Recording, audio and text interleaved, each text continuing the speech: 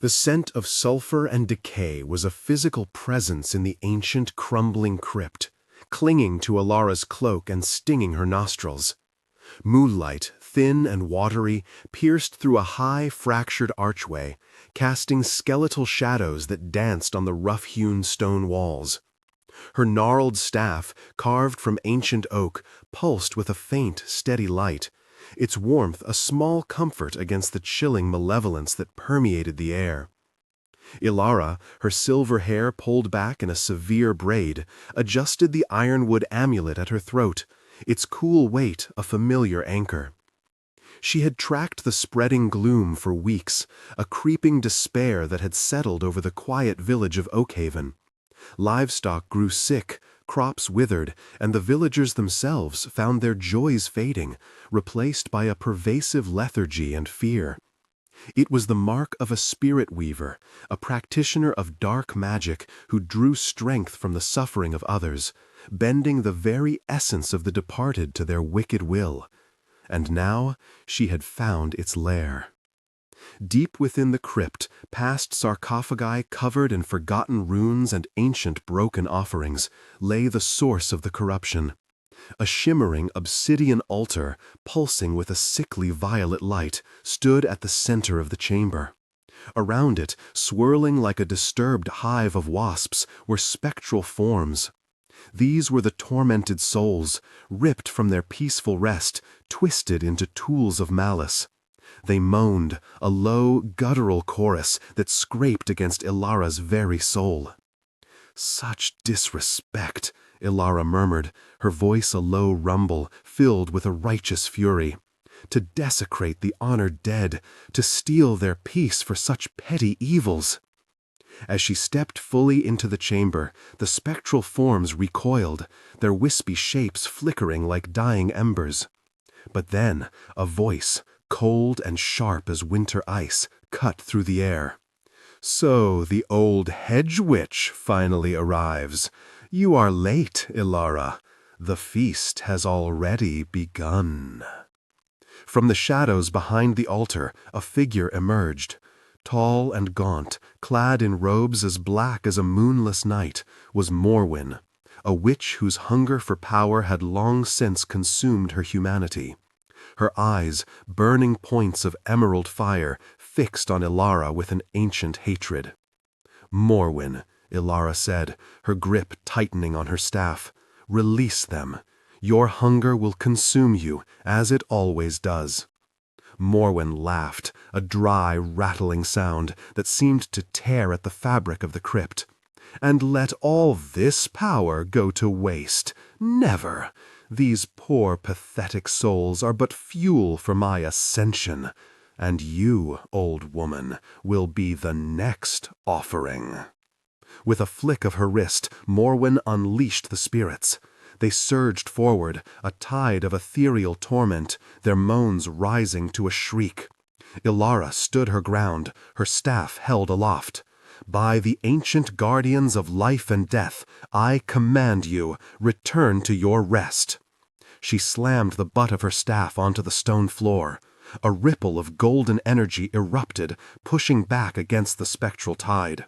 The spirits shrieked, their forms momentarily distorted by the pure, benevolent light. But Morwin was too powerful, too steeped in darkness. She reinforced their corruption, her emerald eyes glowing with malevolent magic. The golden light faltered, crackling against the sheer force of the encroaching darkness. One spirit, larger and more tormented than the rest, a warrior by the faded armor it wore, lunged at Ilara. Its ethereal claws, sharp as razors, swiped at her. Ilara ducked, a quick, agile movement that belied her age. She countered with a swift incantation, a cascade of fiery motes erupting from her free hand, striking the spirit.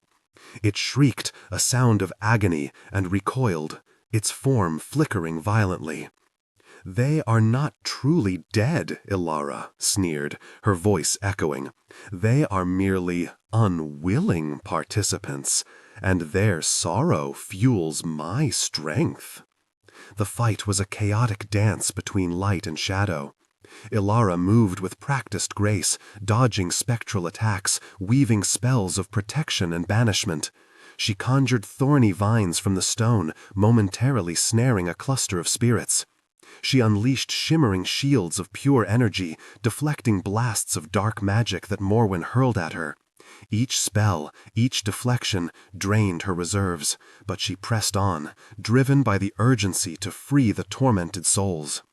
Morwin was a formidable opponent, her magic raw and brutal. She manipulated the very shadows of the crypt, sending them swirling around Ilara, trying to confuse and disorient her. She conjured phantom chains that wrapped around Ilara's limbs, attempting to bind her. But Ilara, rooted in the ancient ways, relied on the pure elemental magic of the earth and sky, channeling their strength. The air grew thick with crackling energy, the clash of opposing magics creating visible distortions in the air. The spirits caught in the middle writhed and shrieked, their agony intensified with each magical exchange. Ilara knew she couldn't fight Morwin directly while the spirits were still bound. She had to sever their connection, break the Spirit Weaver's hold. She saw her chance. Morwin, in a burst of overconfidence, sent a wave of solidified shadows rushing towards Ilara, aiming to engulf her. Ilara did not dodge. Instead, she slammed her staff down, channeling all her remaining energy into a single powerful spell. By the sacred bonds of the living and the dead, I sever the chains of false dominion. Return to the eternal slumber. A blinding flash of pure white light erupted from Ilara's staff, a radiant wave that slammed into the shadow attack, shattering it into harmless wisps. The light then surged past Morwin, engulfing the obsidian altar and the swirling spirits. A deafening shriek tore through the crypt, a sound of pure agony and rage. It was not from the spirits, but from Morwin. The white light had severed her connection to the tormented souls, ripping her source of power away. The obsidian altar cracked, fissures spreading across its surface, glowing with the same pure light, before shattering into 1,000 innocuous shards. As the altar disintegrated, the spirits let out a collective sigh, not of anguish, but of profound relief. The violet glow that had twisted them faded, replaced by a gentle silver luminescence. They looked at Ilara, a silent gratitude radiating from them, before slowly, peacefully, dissolving into motes of shimmering light that drifted upwards, towards the high archway and the distant moonlight.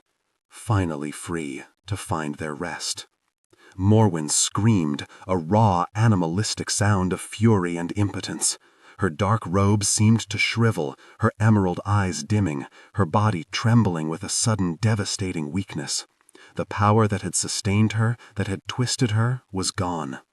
"You have unleashed these souls for the last time, Morwin," Ilara said, her voice heavy with both exhaustion and triumph. She raised her staff, its tip glowing with a bright, benevolent light. Morwin snarled, her face contorted in a mask of hatred. "This is not over, old hag. My darkness runs deeper than you know." But even as she spoke, her voice was weak, her form swaying. She tried to conjure a new spell, but only a few pathetic sparks flickered from her hands. The power was truly gone. Ilara didn't pursue her. Morwin's defeat was absolute, her source of strength shattered. The Spirit Weaver, stripped of her stolen power, was merely a hollow shell. Dangerous, perhaps, but no longer a threat to the balance of life and death. Let her flee. Let her wander the wastes in her weakened state. The spirits were free, and that was what mattered.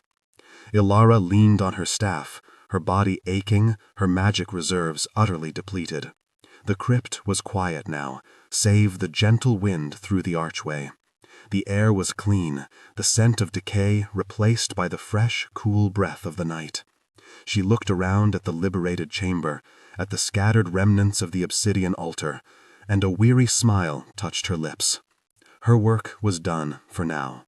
The gloom would lift from Oakhaven, the livestock would recover, the crops would flourish, and the villagers would find their laughter again. She had faced the darkness, battled the evil spirits, and once again restored the delicate balance. The long journey back to her quiet cottage awaited, a journey of a tired witch who had once again fulfilled her ancient vow to protect the living and honor the dead. The quiet peace of the crypt, now cleansed, was her silent witness.